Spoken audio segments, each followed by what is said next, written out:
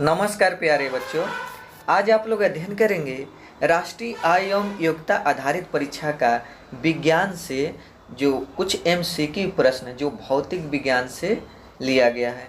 तो इसमें जो है अच्छी तरह से पढ़ें आप लोग और एग्जाम में अच्छा से अच्छा नंबर लाएं।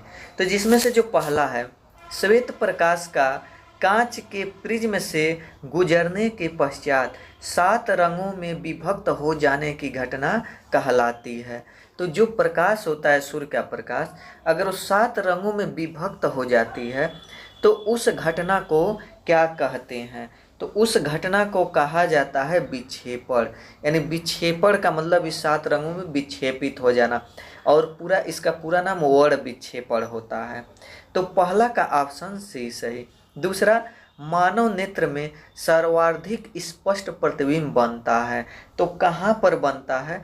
तो पीत बिंदु पर बनता है। जैसे कार्निया पर 2 बिंदु होते हैं, जैसे जो मानव नेत्र होता है तो वहाँ पर जो कार्निया होता है, यह जो है लास्ट में, तो यहाँ पर लास्ट में इस जगह को जो बिंदु होता है पीत बिंदु, और नीचे वाले बिंदु को अंध बिंदु कहते हैं। तो अंध बिंदु पर स्पष्ट प्रतिबिंब नहीं बनता है और पीत बिंदु पर स्पष्ट प्रतिबिंब बनता है।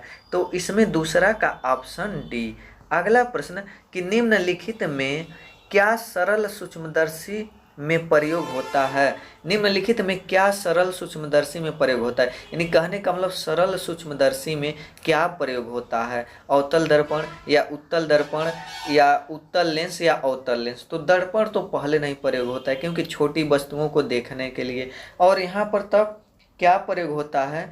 तो उत्तल लेंस का प्रयोग होता है। उत्तल लेंस क्या करता है? तो उत्तल लेंस जो छोटी वस्तुएं हैं उसको बड़ा करके दिखाता है।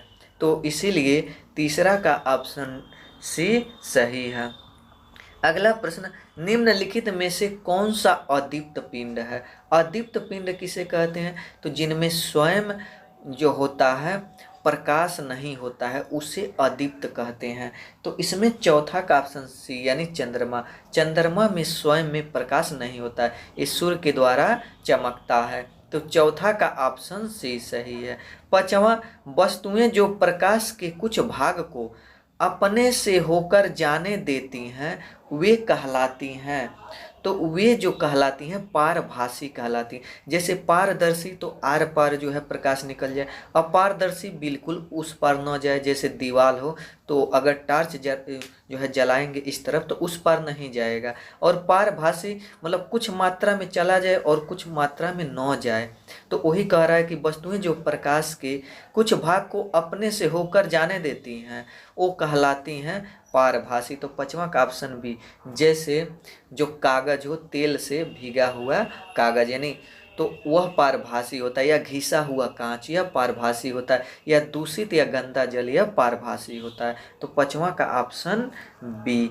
अगला प्रश्न कि जब प्रकाश की किरण किसी दर्पण पर अभिलंबवत आपतित होती है तब परावर्तन कोण होगा।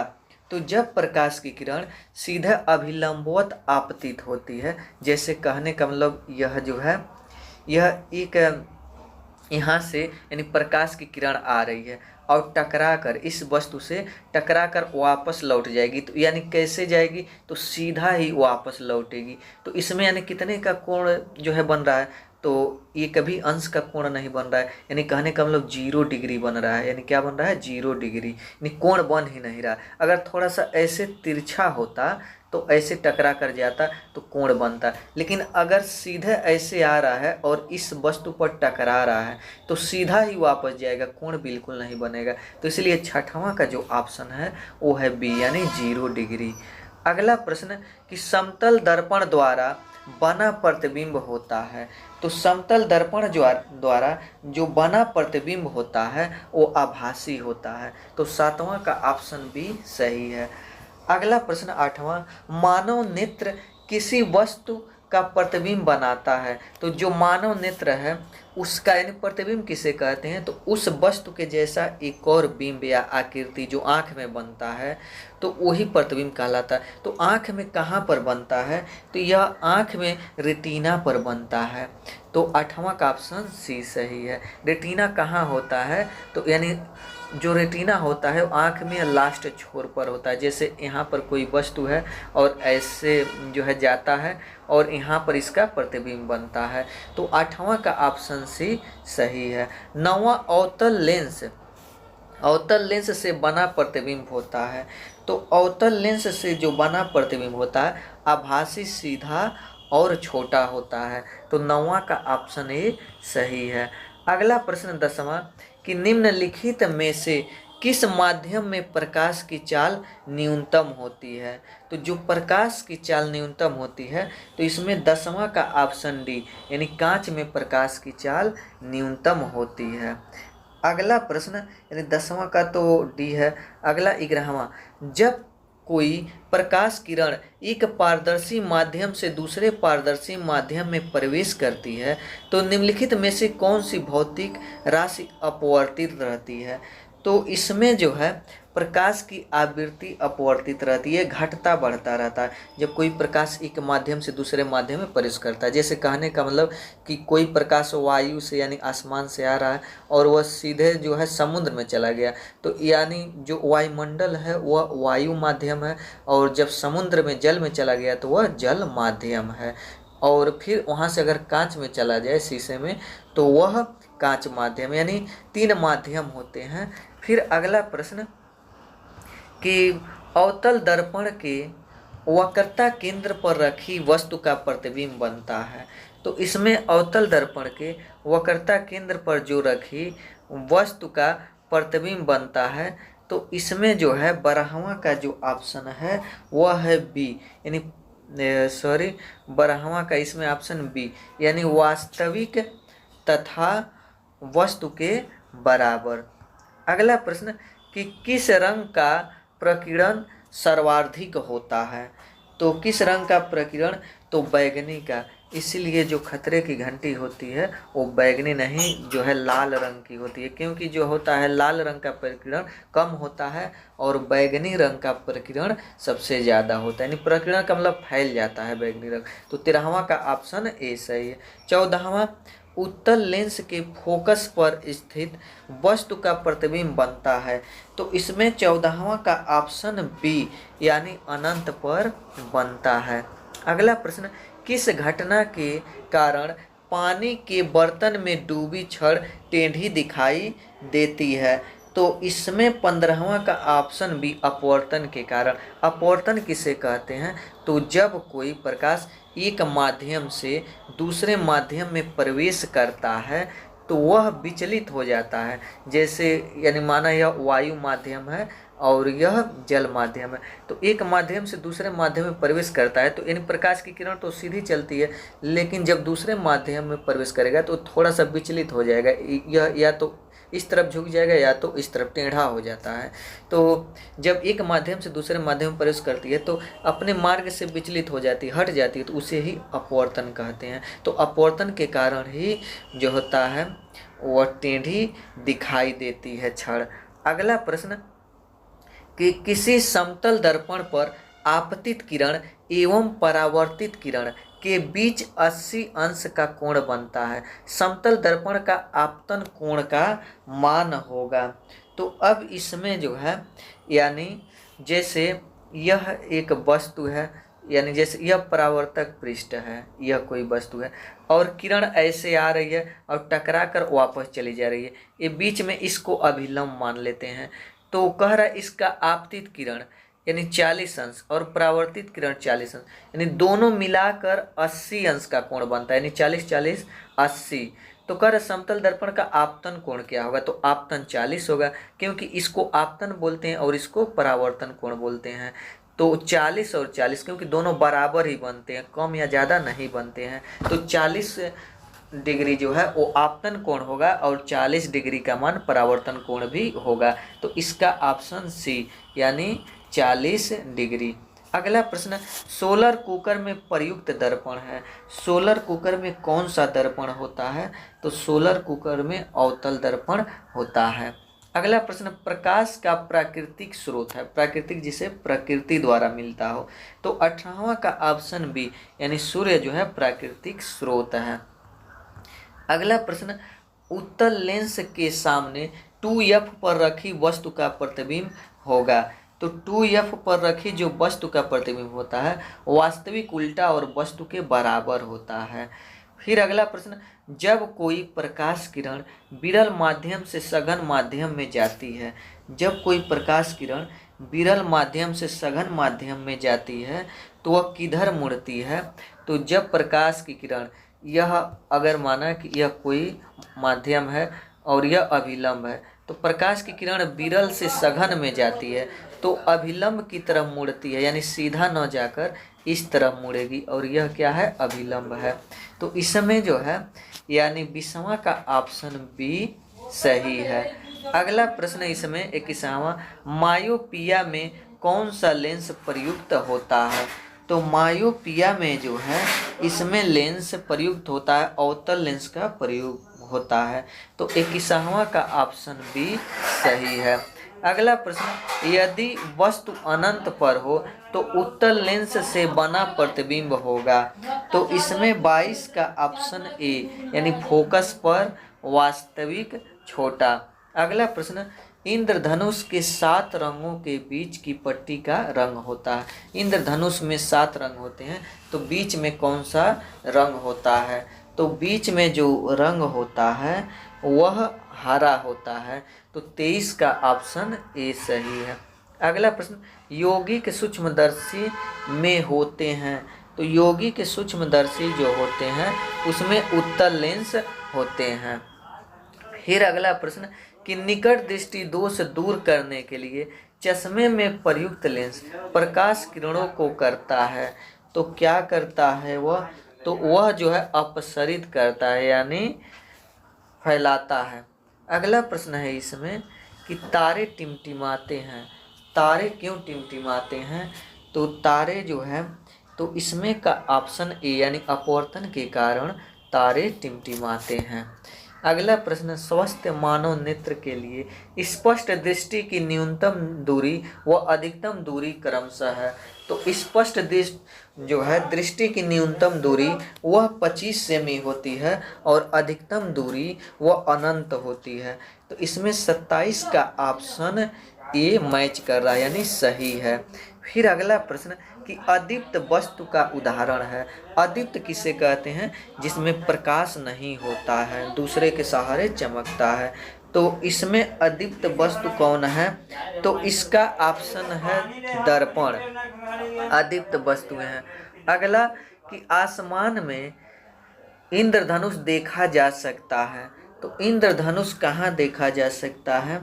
तो इसमें आसमान में इंद्रधनुष देखा जा सकता है तो वह सूर्य, जब सूर्य आपके पीछे हो तब यह देखा जाता है।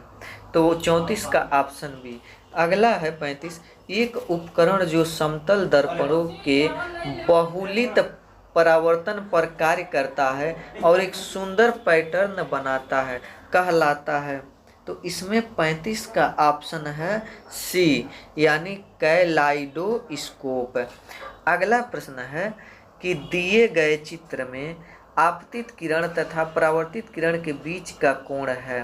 तो आपतित किरण और परावर्तित किरण, तो इसी में आप लोग ध्यान दीजिए कि यह 25 तो ए भी 25 होगा, यह यानी 25 लिख दिए।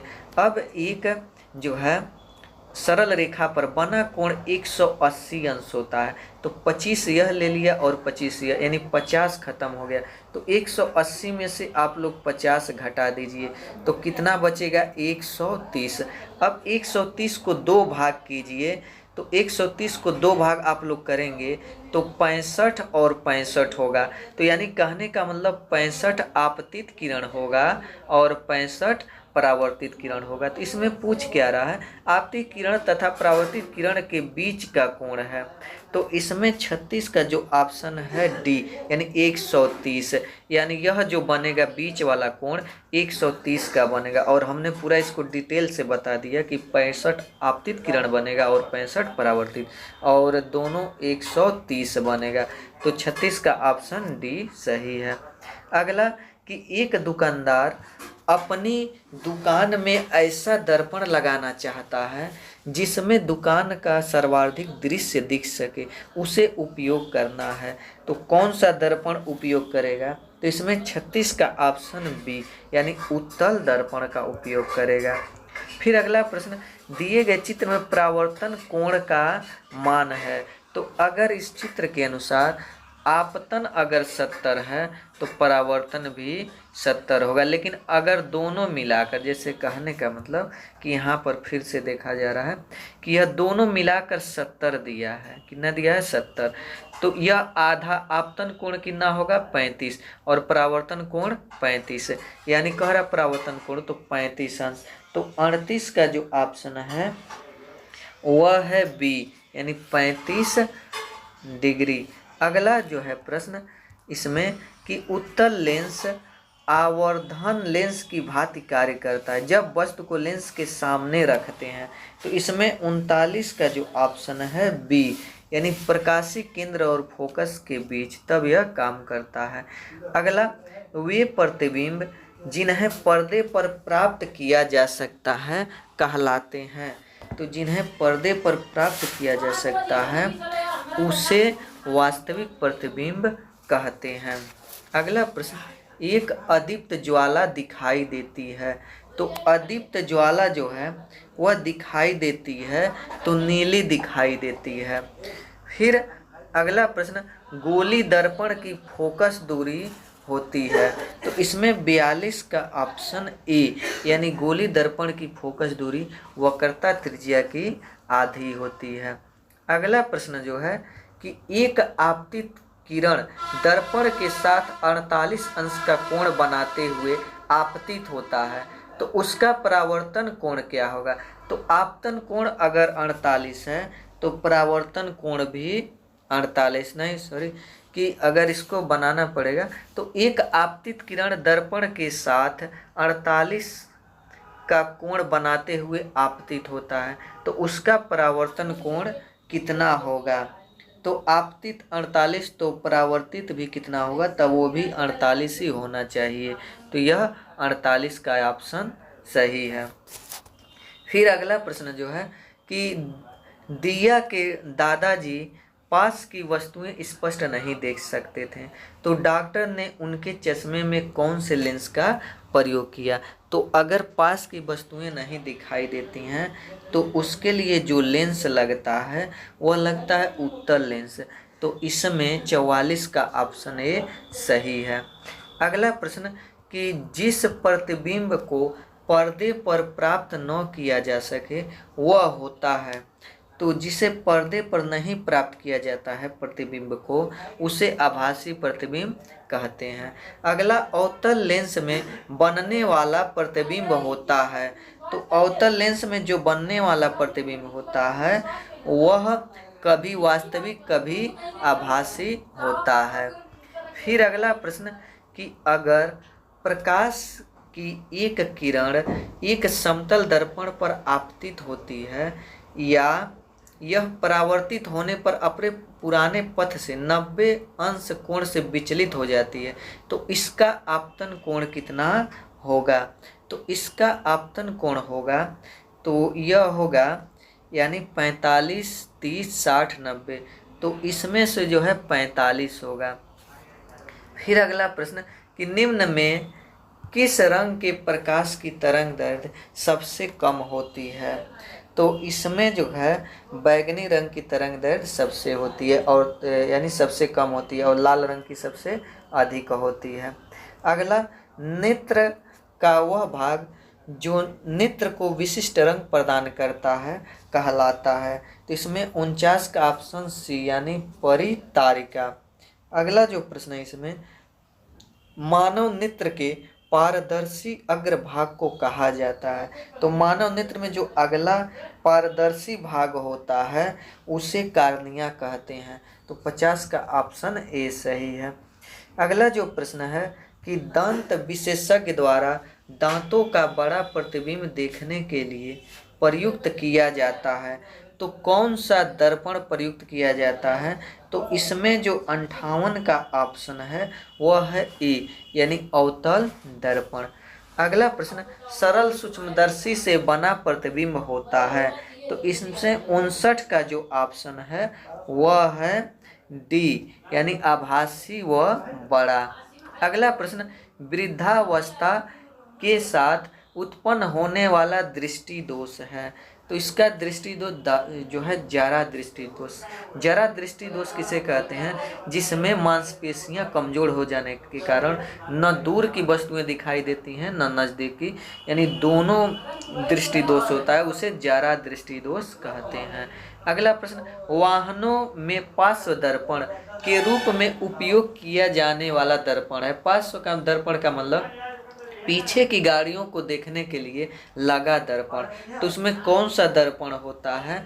तो उत्तल दर्पण होता है। अगला प्रश्न, मानव नेत्र का भाग नहीं है।